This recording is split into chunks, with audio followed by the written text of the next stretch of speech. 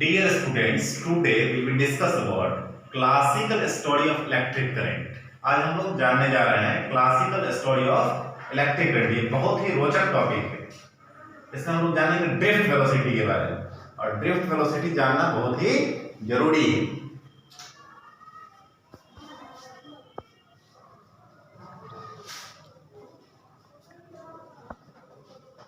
Classical story of electric current. तो classical story में जानेंगे हम लोग ड्रिफ्ट वेलोसिटी। ये जो ड्रिफ्ट वेलोसिटी है, इसे हम लोग कहते हैं इलेक्ट्रॉन गैस मॉडल। क्या कहते हैं? Electron gas model.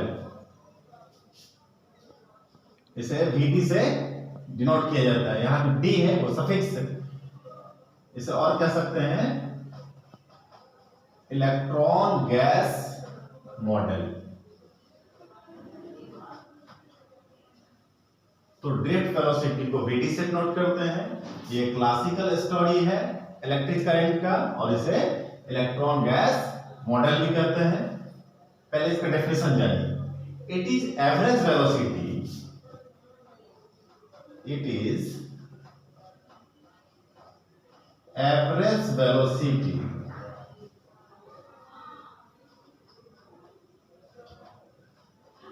attained by free electrons. It is average velocity attained by free electrons on applying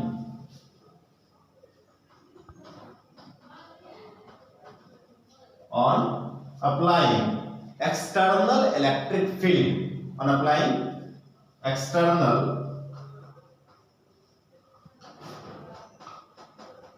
electric field। तो ड्रिफ्ट वेलोसिटी को कहते हैं इलेक्ट्रॉन गैस मॉडल, और इसका डेफिनेशन है it is average velocity attained by free electron on applying external electric field. थोड़ा सा कहानी समझिए। लॉकडाउन का सीजन है, मार्केट पूरा बंद था। पुलिस वाला आया, लोग भागना शुरू कर दिए। मार्केट में घूमते फिरते लोग जब पुलिस वालों को देखा तो भागना शुरू कर दिया। तो पुलिस वाले के अपोजिट डायरेक्शन भागा। इलेक्ट्रॉन का भी कंडक्टर में यही कंडीशन होता है। किसी गली में, टेढ़ी मेढ़ी गली में एक अंधे को लाके छोड़ दिया, क्या कंडीशन होगा उसका? वो जा रहा होगा, कभी इस वाल से टकराएगा, कभी दूसरे वाल से टकराएगा। तो ये कंडीशन होगा। अब मान लो कि एक कंडक्टर है, इसका क्रॉस सेक्शनल एरिया A है, और इसमें इलेक्ट्रॉन की स्थिति है इस तरह का।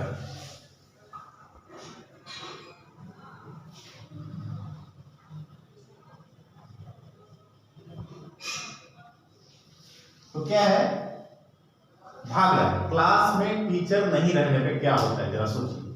कोई इधर भाग रहा होता है, कोई उधर भाग रहा होता है, और जैसे ही टीचर आता है तो टीचर के अपोजिट डायरेक्शन में सभी लोग जल्दी से अपने स्थान को ग्रहण कर लेता है। सेम कंडीशन इलेक्ट्रॉन का भी कंडक्टर में होता है। कब? जब इस पे एक्सटर्नल इलेक्ट्रिक फील्ड को अप्लाई किया जाता है। डेफिनेशन जानिए। It is average velocity attained by free electron. इसके अंदर फ्री इलेक्ट्रॉन है। जब तक इस पे एक्सटर्नल इलेक्ट्रिक फील्ड नहीं लगाया गया था, ये सब अलग अलग डायरेक्शन में घूम फिर रहा था, आजाद था। जैसे ही इस पे इलेक्ट्रिक फील्ड अप्लाई हुआ, ये इलेक्ट्रिक फील्ड के अपोजिट डायरेक्शन में भागना शुरू कर देता है। तो जब इलेक्ट्रिक फील्ड के अपोजिट डायरेक्शन भागना शुरू करेगा तो क्या होगा? क्या फाइंड होगा? यहां हम लोग को फाइंड करना है VD, और VD इज इक्वल टू आ जाएगा A वेक्टर टॉर्क। ये टॉर्क क्या? पीछे के क्लास में हम लोग जाने हैं रिलैक्सेशन टाइम। तो यहां पे VD जो है drift velocity is equal to आ जाएगा एक्सेलरेशन इनटू 12। ये जो एक्सेलरेशन है किसी भी कंडक्टर में एक्सेलरेशन होता है F is equal to ma, हम लोग जानते हैं 11th क्लास में पढ़े हैं F is equal to ma। तो क्या इस इलेक्ट्रॉन को कंडक्टर में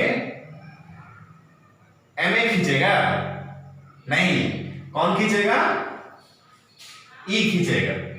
ये जो इलेक्ट्रिक फील्ड है इलेक्ट्रॉन को खींचने का काम कौन करेगा? Electric field. अब जब ये इस डायरेक्शन में भागेगा, इलेक्ट्रिक फील्ड के अपोजिट डायरेक्शन भागेगा, तो यहां जो आयन है उस आयन से टकराएगा, फिर खड़ा होगा, फिर टकराएगा, फिर भागेगा।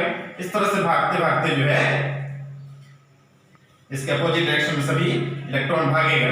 जब सभी अपोजिट डायरेक्शन में भागेगा तो इसी कंडीशन में हम लोग v फाइंड करके लाएंगे a vector into 12। a vector into 12 कैसे आएगा? a वेक्टर इनटू 12 जानिए। एक कंडक्टर है, अभी बताया आपको, और कंडक्टर का क्रॉस सेक्शनल एरिया था a। इस पे अप्लाई किए एक्सटर्नल इलेक्ट्रिक फील्ड। जितना भी इलेक्ट्रॉन है क्या किया? भागना शुरू किया। किसके डायरेक्शन? एक्सटर्नल इलेक्ट्रिक फील्ड के अपोजिट डायरेक्शन। कहां भागेगा? Opposite direction. कैसे? जैसे लॉकडाउन में पुलिस को देख के प्रशासन भागती थी, या फिर क्लासरूम में टीचर को देख के स्टूडेंट। तो पहले वाला स्थिति अंधों का स्थिति था, कोई इधर भाग रहा है, कोई उधर भाग रहा है, कोई उधर टकरा रहा है, कोई उधर टकरा रहा है। लेकिन अब का जो स्थिति है, ये क्लासरूम में स्टूडेंट इधर उधर था, लेकिन टीचर के आने पे क्या हुआ?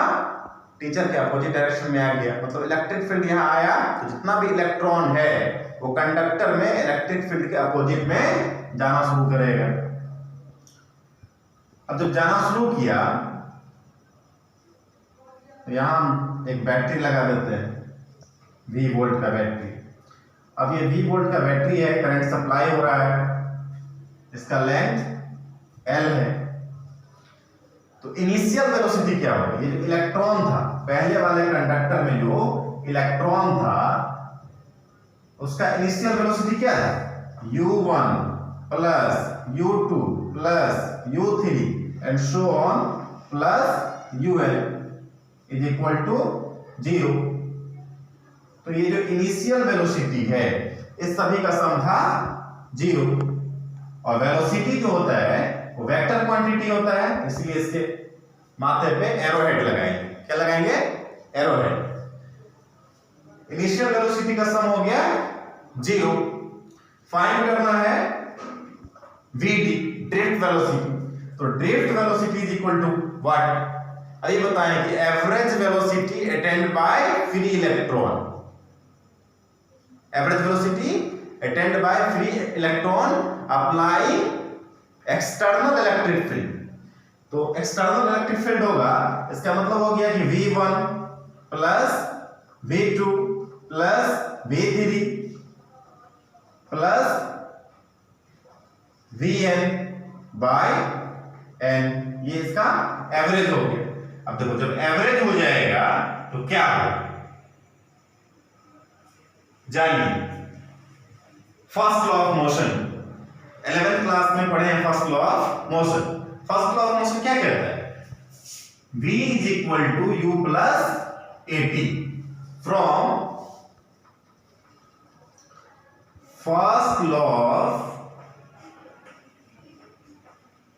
Motion.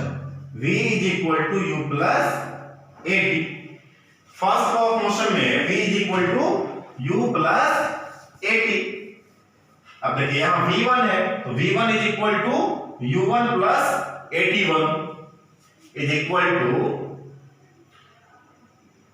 vd is equal to u1 plus at1 plus u2 plus at2 and plus un plus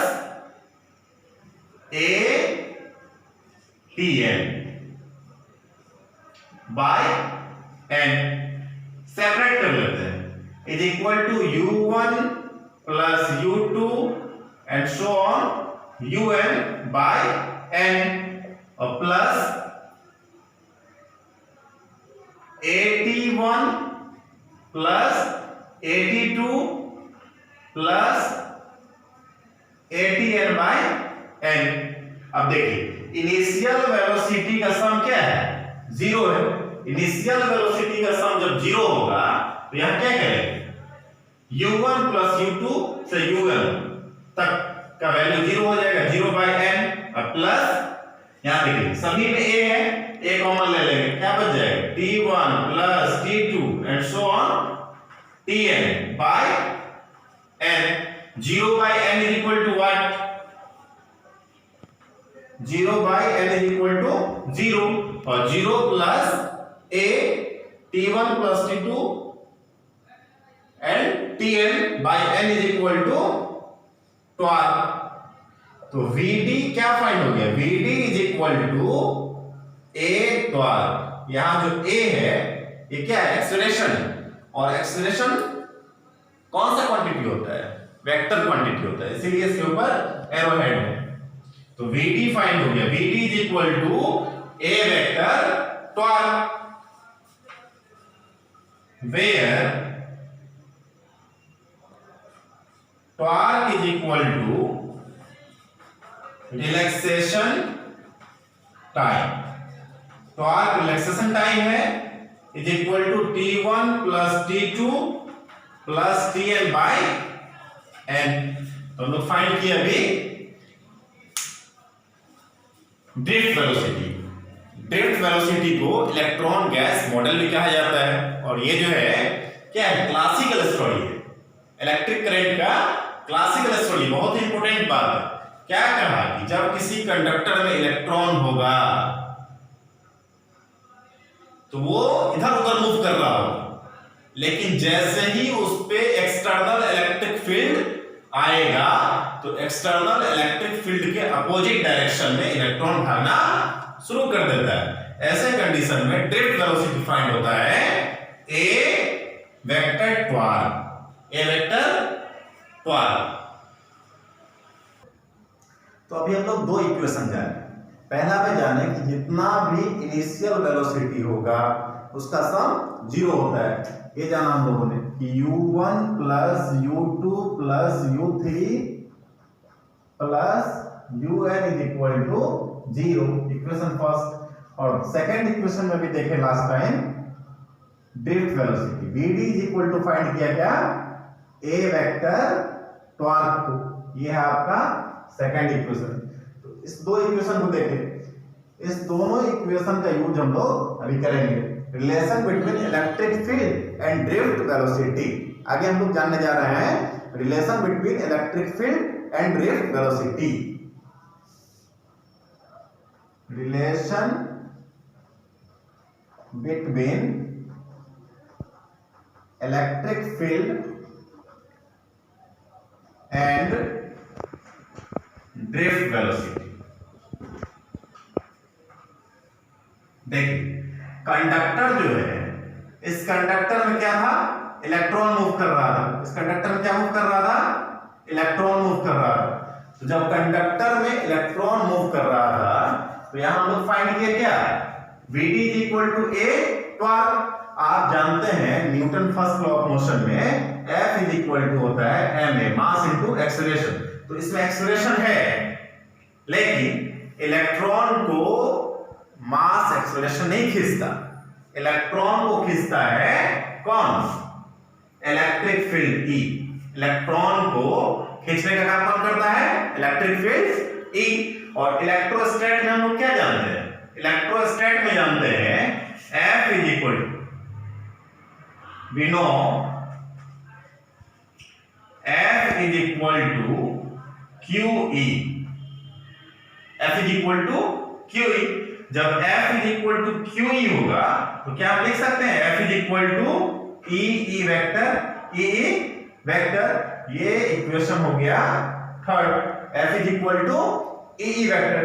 तो F के लिए आ गया EE वेक्टर, इक्वेशन बना दिए इसको third from Newton first law of motion. From Newton first law.